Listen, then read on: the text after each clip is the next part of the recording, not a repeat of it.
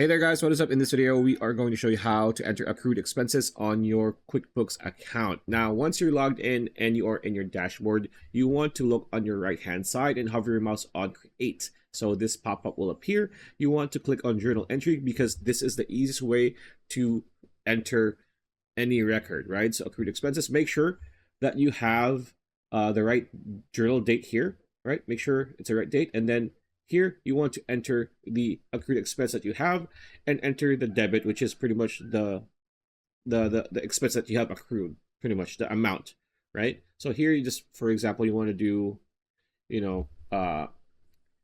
cost of sales, right? You just do that and then enter the debit here, right? So for example, you have 400 and then your total credit is going to be 1,000, and then enter the description here and then the name, who's responsible for this.